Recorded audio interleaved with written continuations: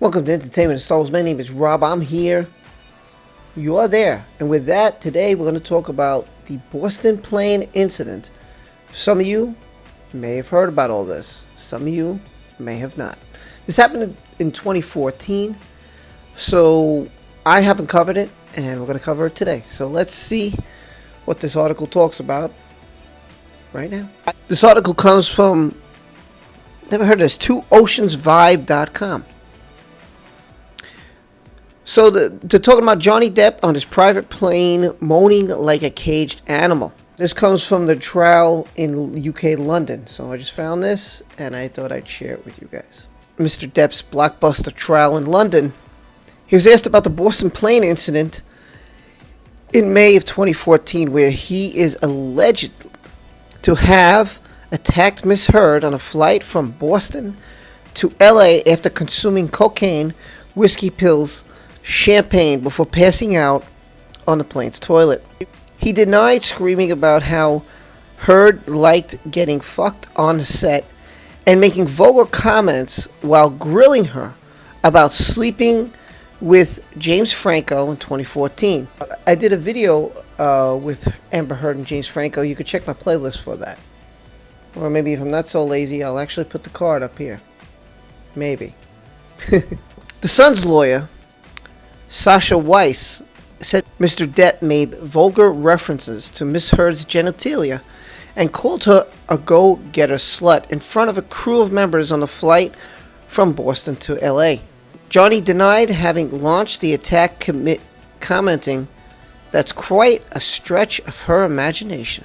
Now we're going to play a recording. It's real quick of Johnny Depp and what Amber Heard and the Sun's lawyers, and I guess Amber Heard's lawyers, saying that he was on cocaine and whiskey and pills and champagne. So let's listen to that. Keep an eye on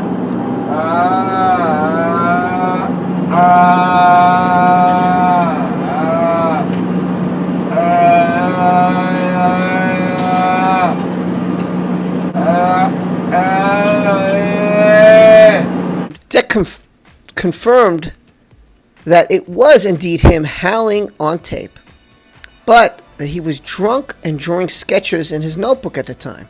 Mr. Depp claimed that he had been concerned about James Franco because Miss Heard had described him as creepy and rapey when they starred alongside each other in stoner comedy Pineapple Express.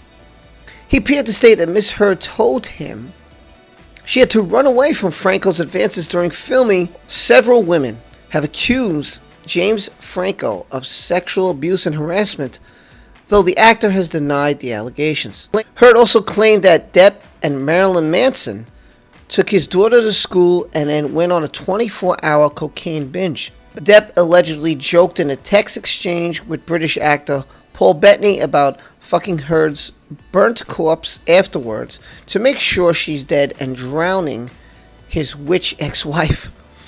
Depp admitted to joking about putting Heard's dog in the microwave. Wow. He admitted that he was making that noise in the video we heard. She also claimed that during this flight that he had kicked her in the back. Now let's be realistic. Do you think he actually kicked her in the back? No. So he admitted to being drunk. Probably. I mean, I think he was drunk, but I don't think he caused any physical harm to her. And even if he said some things out of anger, so what? He said them. Look what she said to him. She's called him a baby. She said some things to him. It doesn't really make or break something. If you're angry, right? Well, you're going to say some things out of anger. Doesn't mean that you really mean them. Just you're angry. You're fed up. You've had enough with somebody. You're just like, enough. Enough already. You've gone off on me. You've hit me. You've hurt me. You've abused me. You've claimed that I've done things to you that aren't true. And you know what? So I said something. Do I literally mean it? No.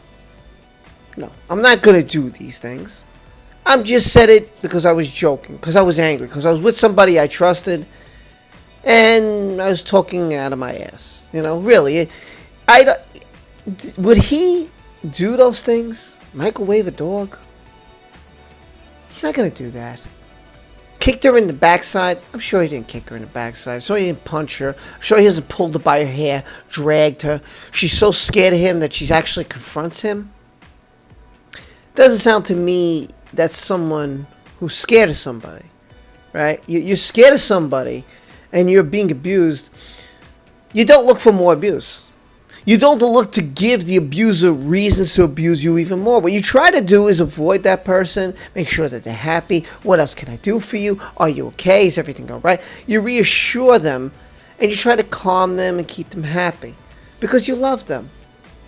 And you forgave them for what they done to you in hopes that they won't do it again because you truly love this person. But you're scared deep down inside because you're scared that you have done something. You've persuaded yourself that they have physically done something because you deserve it. And the truth is you didn't deserve it. There's no way with their attitude, with the way she has been towards him, that she'd be scared of someone who's abusing her. If this was the case, she'd be doing the things I said earlier. Avoiding, trying to make him happy, sucking up to him. She did the opposite. There's still a lot more to go over here. But in this scenario, the bottom line was she has tried throughout this trial to show, her proof is to say the guy is a drunk, he does drugs, he mixes them, he's violent, and therefore because he does these things has turned him into a violent person who has hurt me. This is basically her story. And she's sticking to it. And his story is, every time we fought, I left. And no matter what I've done to myself, no matter what concoctions I've taken, I've never hurt you. In fact, you didn't need to take anything, and you've hurt me. You've hurt me. And the bottom line is, there was one that I've played with her kicking in the door when he said, "Oh, I'm sorry." For which one? When you kicked the door into my head? Or afterwards when you punched me in the face? Sure, let's say you're sorry for kicking the door. It was a reaction. You got hurt and you kicked the door. You didn't know I was there, so you hit my head. But when I pop up and say, WTF, you punch me in the face? You can't be sorry for that. And that's a great point. She has physically and mentally abused this guy. And you know what? If he says something or two, I think he's entitled to say it because you have drove him over the edge. And that was the whole point. She kept trying to push him as far as she could because she wanted him to beat the hell out of her. So she had everything against him. And he just said, well, when you physically hit me, you know what I did? I walked out because I didn't want to be the guy who pops the wife. We're going to go over more, some old stuff, some new stuff.